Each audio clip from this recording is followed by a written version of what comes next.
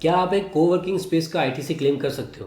आप एक फ्रीलांसर हो या एक स्टार्टअप फाउंडर, आप एक कोवर्किंग स्पेस यूज करते हो या रेंट देते हो किसी शेयर्ड ऑफिस का, तो क्या आपको जीएसटी भरना पड़ता है या नहीं? अगर हाँ, तो किस रेट से, किसके नाम पे और कैसे? तो आज के वीडियो में मैं आपके लिए पूरा ब्रेकडाउन करूंगा GST on coworking space with real example, case studies और फुल क्लैरिटी के साथ में। आज की डेट में अपन देख रहे हैं कोवर्किंग स्पेस और शेयर्ड ऑफिस का क्रेज कुछ ज़्यादा ही बढ़ता जा रहा है, जैसे कि वी वर्क, ऑफलू, इनोवेट और 91 स्प्रिंग बोर्ड जैसे स्पेस हर सिटी में पॉपुलर होते जा रहे हैं। लेकिन अभी भी इसके ऊपर टैक्स एंगल से काफ़ी कंफ्यूजन लोगों को रहती है। कोवर्किंग स्पेस रेंट पे लेने पे जीएसटी कौन देगा और कितना देगा, और क्या मुझे इसके ऊपर इनपुट टैक्स क्रेडिट मिलेगा या नहीं? तो ये सारी कंफ्यूजन मैं आपकी इस वीडियो में दूर कर दूंगा।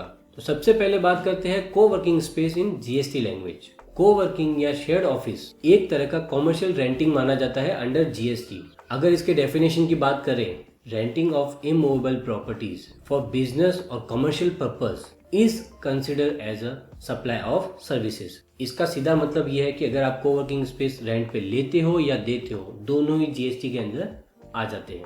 अब नेक्स्ट अपन बात करेंगे प्रोवाइडर्स और यूजर्स दोनों के ऊपर। तो सबसे पहले अपन प्रोवाइडर्स की बात करते हैं, यानी कि कोवर्किंग स्पेस जो प्रोवाइड करते हैं उनके बारे में। अगर आप कोवर्किंग स्पेस ओन करते हो तो आपको जीएसटी रजिस्ट्रेशन लेना पड़ेगा। तो उसके लिए जो टर्नओवर लिमिट है वो 20 लाख की है, ये आपको पता होना चाहिए। अगर आपका टर्नओवर 20 लाख से क्रॉस करता है तो आपको बाय डिफॉल्ट जीएसटी रजिस्ट्रेशन लेना मैंडेटरी हो जाता है, लेकिन आप उससे पहले भी जीएसटी रजिस्ट्रेशन वॉलंटरी ले सकते हो। अब इसके ऊपर जो जीएसटी रेट लगती है वो 18% के हिसाब से लगती है, और इसके लिए जो एसएससी कोड होता है वो होता है 997212, रेंटिंग ऑफ कमर्शियल प्रॉपर्टीज के लिए। फिर अगर आप जीएसटी में रजिस्टर्ड हो तो आपको जो टैक्स इनवॉइस इशू करने हैं उसके अंदर कुछ चीज़ें मेंशन करनी बहुत ज़्यादा इंपॉर्टेंट है, जैसे कि जीएसटी इन हो गया आपका, फिर एसएससी कोड, फिर मंथली रेंट अमाउंट, और फिर आपका जीएसटी टाइप, सीजीएसटी, एसजीएसटी और आईजीएसटी। ये सभी इन्फॉर्मेशंस आपकी इनवॉइस पे मेंशन होनी जरूरी है। और अगर कई बार अपन ने ये भी देखा है कि कोई लैंडलॉर्ड पूरी की पूरी बिल्डिंग भी किसी कोवर्किंग स्पेस को रेंट पे दे देता है, तो वहाँ पे भी जीएसटी एप्लीकेबल होता है। अब नेक्स्ट बात करते हैं अपन यूजर्स के लिए, यानी कि जो लोग कोवर्किंग स्पेस यूज करते हैं, रेंट पे लेते हैं। तो आप या तो फ्रीलांसर हो या स्टार्टअप फाउंडर हो या फिर टीम ऑपरेटर हो, तो आप एक कोवर्किंग स्पेस रेंट पे लेते हो तो आपको ये सारी चीज़ें ध्यान में रखनी जरूरी है। सबसे पहले स्पेस प्रोवाइडर जीएसटी के अंदर रजिस्टर्ड है या नहीं है। अगर वो रजिस्टर्ड है तो वो आपको 18% जीएसटी लगा के ही इनवॉइस इशू करेगा, और आप उस इनवॉइस का आईटीसी भी क्लेम कर सकते हो। यस, अगर आपका रजिस्टर्ड जीएसटी प्रोवाइडर है और आप भी जीएसटी के अंदर रजिस्टर्ड हो तो आप उस आईटीसी का क्लेम ले सकते हो अपने आईटीसी में। लेकिन अगर आपका सर्विस प्रोवाइडर जीएसटी में रजिस्टर्ड नहीं है तो आप वहाँ पे ना तो जीएसटी पे करोगे और ना ही आईटीसी क्लेम कर सकते हो। और हाँ, अगर आप जीएसटी में कंपोजिशन स्कीम के अंदर रजिस्टर्ड हो तो भी आप आईटीसी क्लेम नहीं कर सकते हो। एक एग्जांपल केस स्टडी बताता हूँ आपको। एक XYZ tech private limited company है, प्राइवेट लिमिटेड कंपनी, उसने वी वर्क से एक स्पेस रेंट पे लिया। उसका रेंट अमाउंट था 25,000 रुपये। अब उसके ऊपर 18% जीएसटी लगा, यानी कि 4,500 रुपये जीएसटी एड ऑन हो गया।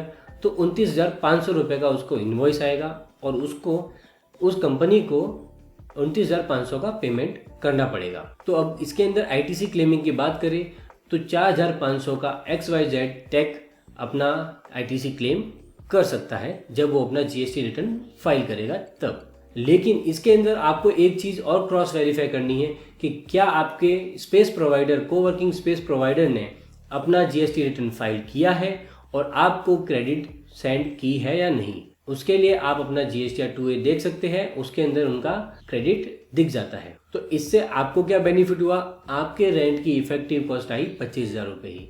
4,500 का आप क्रेडिट यूज करके टैक्स पेमेंट के लिए उनको यूज कर सकते हो। अब नेक्स्ट बात करते हैं आरसीएम के बारे में।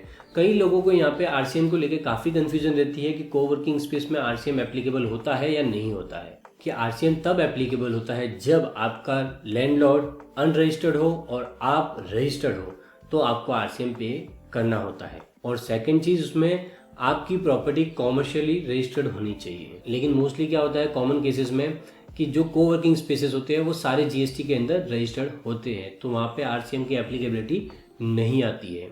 लेकिन कब आती है ये आपको ध्यान रखना है। लैंडलॉर्ड आपका सर्विस प्रोवाइडर यानी कि आपका अनरजिस्टर्ड हो और आपने जीएसटी में रजिस्ट्रेशन ले रखा हो, तब आपके लिए आरसीएम एप्लीकेबल हो जाता है। अब नेक्स्ट बात करते हैं कि आप आईटीसी क्लेम कब कर सकते हो जब कोई भी कोवर्किंग स्पेस आप रेंट पे लेते हो। इसके लिए कुछ कंडीशंस होती है, वो फुलफिल होनी चाहिए। आप जीएसटी के अंदर रजिस्टर्ड हो, रेंट आपने जो भी लिया है वो बिजनेस पर्पसेस के लिए हो, इनवॉइस आपके प्रॉपरली इशू हो रखे हो और आपका पेमेंट मोड बैंकिंग हो।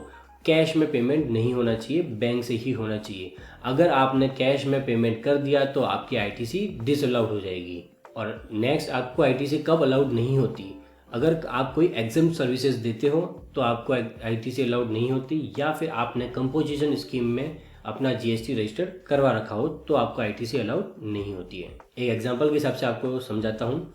एक कोई फ्रीलांसर है, उसने अपना फ्रीलांसिंग डिजिटल मार्केटिंग करता है, उसने एक ऑफर से सीट रेंट पे ली, ठीक है। तो उसका मंथली रेंट था 12,000 रुपये, उसके ऊपर 18% जीएसटी लगा यानी कि 2,160 रुपये। तो उसकी इनवॉइस वैल्यू होगी 14,160 रुपये की। तो वो क्या करेगा, क्लाइंट से विद जीएसटी अमाउंट चार्ज करेगा और उसका अपना जीएसटी रेगुलर रिटर्न जो होते हैं वो फाइल करेगा और वो 2,160 रुपये का आईटीसी भी क्लेम कर सकता है। लेकिन अगर फ्रीलांसर जीएसटी में रजिस्टर्ड नहीं होता है तो वो आईटीसी ले नहीं सकता। अब नेक्स्ट चीज़ है जो कॉमन मिस्टेक्स हर कोई करता है, वो आपको अवॉइड करनी चाहिए। वो कौन कौन सी है? सबसे पहले मैंने बताया था कि अगर आप कोवर्किंग स्पेस का रेंट कैश में दे रहे हो तो वो आपको बिल्कुल नहीं देना है। अगर आपने कैश में दिया तो आपने जितनी भी आईटीसी क्लेम करी होगी वो डिसअलाउड हो जाएगी और उसके बाद उसके ऊपर आपको पेनल्टी भी पे करनी पड़ सकती है। और कई बार लोग प्रॉपर टैक्स इनवॉइस भी इशू नहीं करते हैं, सिर्फ नॉर्मल सा पर्चा बना के दे देते हैं। और कई बार प्रोवाइडर लोग ये भी सोचते हैं कि 20 लाख तक का टर्नओवर है तो ही जीएसटी एप्लीकेबल होता है। नहीं, कई बार चीज़ें चेंजेस हो सकती है, तो आपको अपने कंप्लायंस ध्यान रखने होंगे उसके लिए।